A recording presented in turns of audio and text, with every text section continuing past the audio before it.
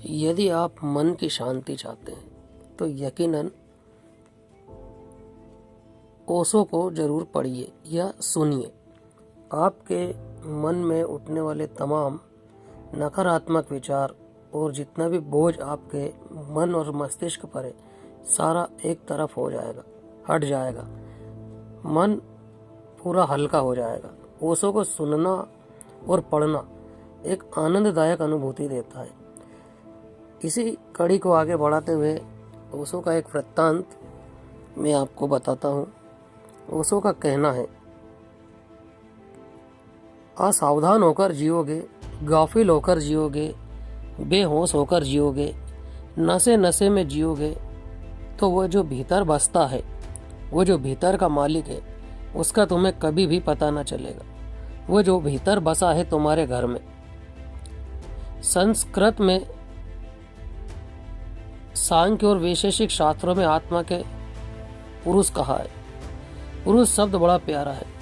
पुरुष शब्द उसी धातु से बनता है जिससे पुर बनता है। पुर यानी नगर, कानपुर, नागपुर।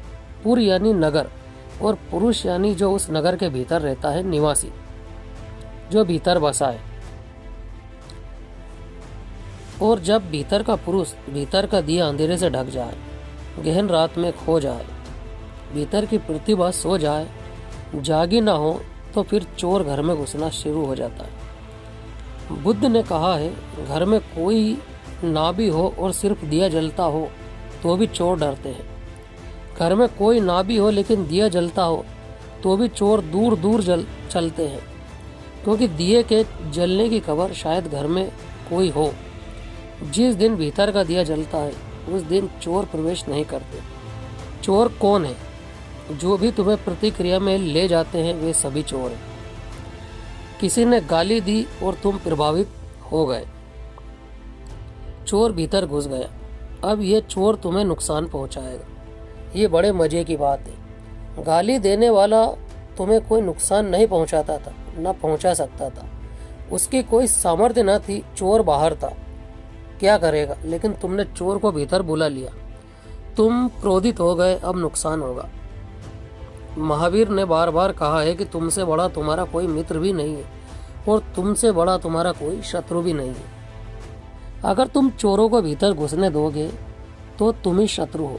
जिसने गाली दी वो शत्रु नहीं है, क्योंकि उसकी गाली तो बाहर पड़ी रह जाती है। अगर तुम अक्रोध में रह आते, अप्रभावित अगर तुम गुजर जाते, तो उसकी गाली भीतर प्रवेश कैसे करती? किसी ने सम्मान किया, सम्मान में कोई खतरा नहीं है, लेकिन तुम अकड़ गए, अहंकार आ गया, चोर भीतर घुस गया। चोर तुम्हारे कारण भीतर घुसता है, दूसरे के कारण नहीं। एक सुंदर स्त्री गुजरी, उसे पता भी ना होगा कि आप वहां मंदिर के सामने खड़े क्या कर रहे थे, या मंदिर के भीतर आप तो पूजा कर रहे थे और एक स्त्री भी आकर झुकी। स्त्री को कुछ पता भी ना हो, स्त्री का कुछ हाथ भी ना हो, चोर आपके भीतर घुस गया। किसी ने गाली दी, तब तो हमें यह भी लगता है कि कम से कम इसने गाली तो दी, कुछ तो इसका हाथ है। लेकिन एक सुंदर स्त्री पास से गुजरी, उसने आपकी तरफ देखा भी नहीं, लेकिन चोर भीतर घुस गया। आपने चोर खुद ही बुला लिया है। काम जग गया, वासना जग गई, आप गाफिल हो गए, मुश्किल में पड़ गए, बेचैनी हो गई, एक उत्तप्तता ने घेर लिया, खो दिया केंद्र अपना, सपना जग गया, नींद आ गई। गाफिल होई बसत मती खोवे, चोर मुसे घर जाई। जैसे ही तुम गाफिल हुए वैसे ही चोर भीतर घुस जाता है। तो तुम्हारी गफलत ही असली कारण है। बुद्ध एक गांव के पास से गुजरे। लोगों ने गालियां दी, अपमान दिया। बुद्ध ने कहा, क्या मैं जाऊं? अगर बात पूरी हो गई हो, क्योंकि दूसरे गांव मुझे जल्दी पहुंचना है। लोगों ने कहा, यह कोई बात न थी, हमने भद्दे से भद्दे शब्दों का प्रयोग किया है। क्या तुम बहरे हो गए? क्या तुमने सुना नहीं? बुद्ध ने कहा कि सुन रहा हूँ, पूरे गौर से सुन रहा हूँ, इस तरह सुन रहा हूँ जैसे पहले मैंने कभी सुना ही न था। लेकिन तुम जरा देर करके आए, 10 साल पहले आना था। अब मैं जाग गया हूँ, अब चोरों को भीतर घुसने का मौका ना रहा। तुम गाली देते हो, मैं देखता हूँ, गाली मेरे तक आती है और लौट जाती है। ग्राहक मौजूद नहीं है, तुम दुकानदार हो, तुम्हें जो बेचना है तुम ले आए हो, लेकिन ग्राहक मौजूद नहीं है। ग्राहक 10 साल हुए मर गया। पीछे के गांव में कुछ लोग मिठाइयाँ लाए थे। मेरा पेट भरा था। मैंने उनसे कहा वापस ले जाओ। मैं तुमसे पूछता हूँ वे क्या करेंगे? किसी ने भीड़ में से कहा जाकर गांव में बांट देंगे और खा लेंगे।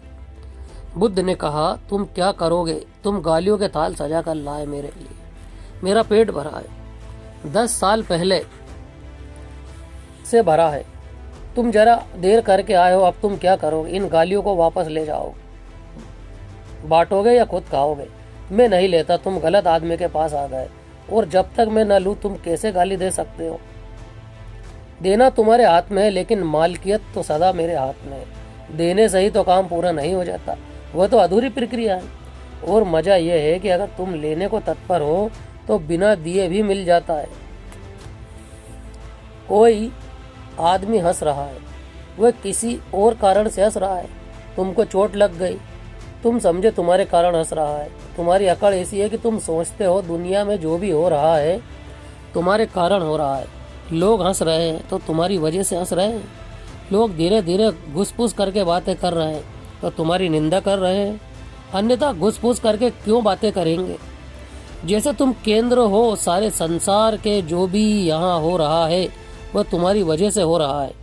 फूल खिल रहे हैं तो तुम्हारे लिए, चांद तारे उग रहे हैं तो तुम्हारे लिए, गाली आ रही तो तुम्हारे लिए, लोग हंस रहे हैं, मजाक कर रहे हैं तो तुम्हारे लिए।